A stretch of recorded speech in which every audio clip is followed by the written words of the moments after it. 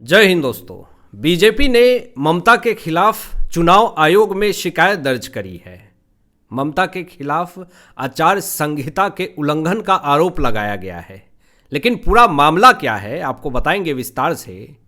बंगाल विधानसभा चुनाव में ममता सरकार की बुरी तरीके से फजीहत हो रही है और साथ साथ हार का सामना भी करना पड़ रहा है।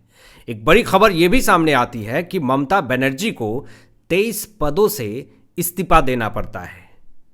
लेकिन इस विषय में भी बड़ी खबर जो आ रही है वो मैं आपको आगे बताऊंगा।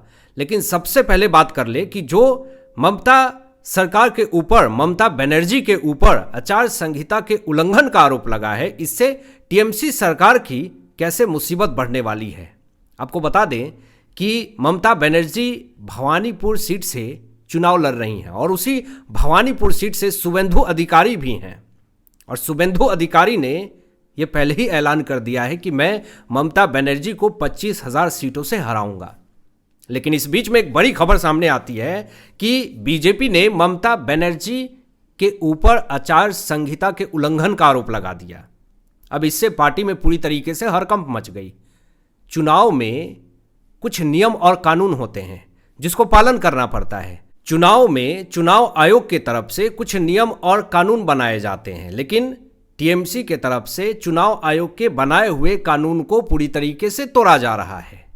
आपको बता दें कि जिस भवानीपुर सीट से ममता बनर्जी लड़ रही हैं, उसी इलाके के कालीघाट मंदिर के पास बड़ी होर्डिंग लगाई जाती है। अब आप ये सोचेंगे कि सिर्फ होर्डिंग लगा देने से क्या हो जाएगा, लेकिन सिर्फ और सिर्फ होर्डिंग नहीं लगाया गया। क्या किया गया मैं आपको बता रहा हूं। जहां पर होर्डिंग लगाई गई है, काली मंदिर के आसपास जो होर्डिंग लगाई गई है वो नियम के खिलाफ है और यहां पर ममता के खिलाफ इलेक्शन कमीशन ऑफ इंडिया में शिकायत दर्ज कर दी गई और आरोप लगाया गया ममता सरकार के ऊपर कि इन्होंने आचार संहिता का उल्लंघन किया है। बीजेपी ने इलेक्शन कमीशन ऑफ इंडिया को चिट्ठी लिखी और कहा कि कालीघाट मंदिर के पास जो ममता सरकार के होर्डिंग लगाए गए हैं उसको तुरंत हटाया जाए। और चुनाव के दौरान देखिए कुछ नियम और कानून होते हैं, आप कहाँ भी कैसे भी प्रचार प्रसार नहीं कर सकते हैं। कुछ आपके जगह दिए गए होते हैं, उसी अनुसार आपको काम करने होते हैं, चुनाव प्रचार प्रसार करने होते हैं। कुछ इलाके होते हैं जो बांटे होते हैं और जो बीजेपी के इलाके हैं आप वहाँ पर होर्डिंग्स लगा रहे हैं, आक्रामकता फैलाने की कोशिश कर रहे हैं। इसीलिए इलेक्शन कमीशन ऑफ इंडिया में शिकायत दर्ज कर दी बीजेपी ने कि ममता सरकार ने आचार संहिता का उल्लंघन किया है। और जब से शिकायत दर्ज हुई उसके बाद पूरी तरीके से बवाल हो गया टीएमसी के अंदर। आपको बता दें कि बीजेपी ने यह भी आरोप लगाया कि गलत जगह पोस्टर लगाए गए टीएमसी की तरफ से। और मैंने आपको कहा ना कि कोई भी कहीं भी पोस्टर नहीं लगा सकता है। बीजेपी भी कहीं भी किधर भी पोस्टर नहीं लगा सकती है, होर्डिंग नहीं लगा सकती है।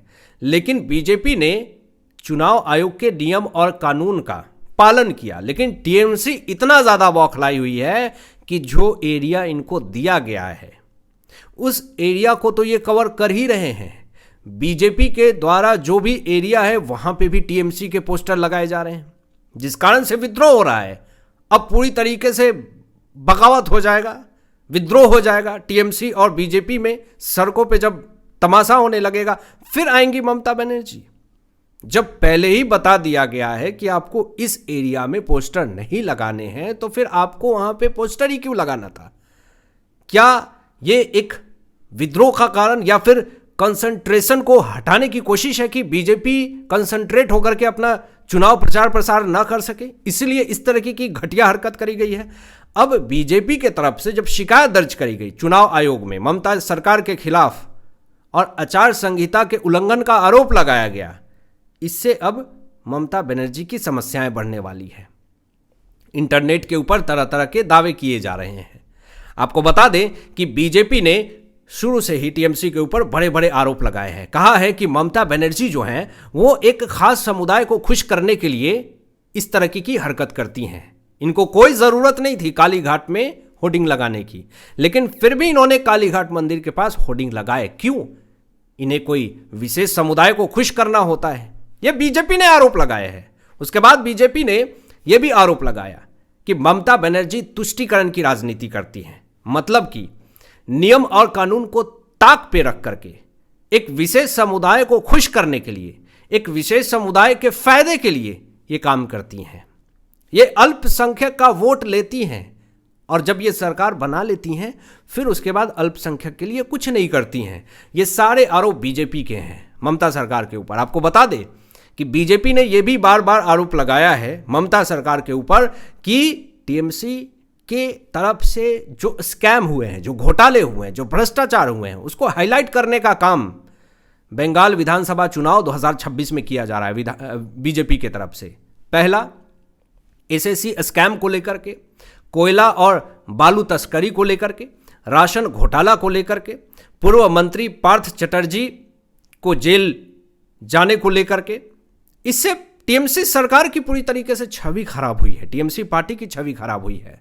बंगाली समुदायों में टीएमसी को लेकर के, ममता बनर्जी को लेकर के भरोसा कम हुआ है। अब जो बंगाली समुदाय हैं, जो बंगाल के लोकल जनता है, जो सनातनी जनता है, वो कहीं ना कहीं ममता सरकार के खिलाफ हो चुकी है। और रीज़न सिर्फ और सिर्फ ये है कि टीएमसी सरकार के अंदर जो भ्रष्टाचार हुए हैं, जो पापाचार हुआ है, जो इनके मंत्री गिरफ्तार हुए, जेल गए, भ्रष्टाचार में संलिप्त थे, ये सारे जब पोल खोलने शुरू हुए उसके बाद बंगाल की जितनी भी लोकलिटी है, जो जनता है, वो विद्रोह करने लगी टीएमसी का। और एक सबसे बड़ा आरोप लगाया बीजेपी के तरफ से कट मनी को लेकर के, और ये ऐसा आरोप है जिससे विद्रोह शुरू हो गया है पश्चिम बंगाल के अंदर टीएमसी सरकार को लेकर के। बीजेपी ने कट मनी को लेकर के ये कहा कि आम जनता और व्यापारियों से पैसे मांगे जा रहे थे डरा और धमका करके, अवैध वसूली की जा रही थी।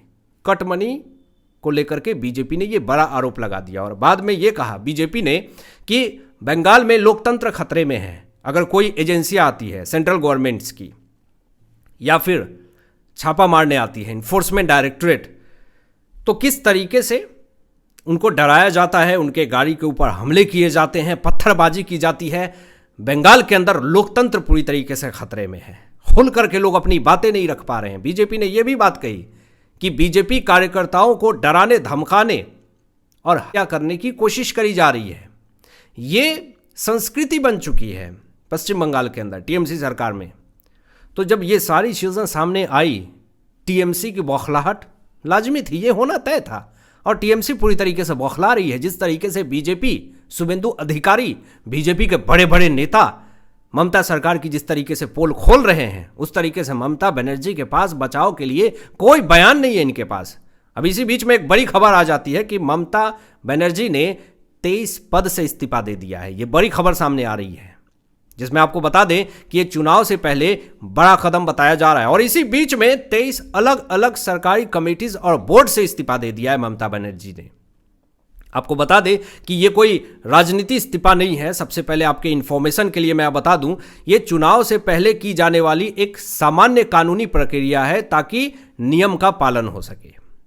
हालांकि अभी सीएम का पद ममता बनर्जी ने नहीं छोड़ा है, लेकिन फिर भी ये एक कानूनी प्रक्रिया है ताकि चुनाव सही तरीके से हो सके, नियम का पालन हो सके। इसीलिए 23 पद से इन्होंने इस्तीफा दिया है। लेकिन जिस तरीके का माहौल पश्चिम बंगाल के अंदर बन रहा है, जिस तरीके से जनता टीएमसी के खिलाफ हो चुकी है, जिस तरीके से पश्चिम बंगाल के अंदर बंगाली समुदाय बीजेपी को सपोर्ट कर रही है, उससे ये साफ तौर पे प्रतीक हो रहा है कि 2026 विधानसभा चुनाव बीजेपी अग्रसर है चुनाव जीतने के लिए। और इसी बीच में बीजेपी ने एक बड़ा स्टेटमेंट ये भी दे दिया कि 15 साल से ममता बनर्जी थक चुकी हैं, लेकिन जनता की सेवा नहीं कर पा रही हैं। इसलिए पश्चिम बंगाल की जनता ने मन बना लिया है कि इस बार टीएमसी नहीं, बीजेपी की सरकार आनी चाहिए। इस तरह के दावे किए जा रहे हैं इंटरनेट के ऊपर। लेकिन आपकी क्या राय इन तमाम विषयों पे अपनी विचार व्यक्त कीजिएगा। मिलते हैं लेटेस्ट ब्रेकिंग एनालिसिस के बाद। तब तक अपना ध्यान रखें, ख्याल रखें। सत्यमेव जयते। जय हिंद।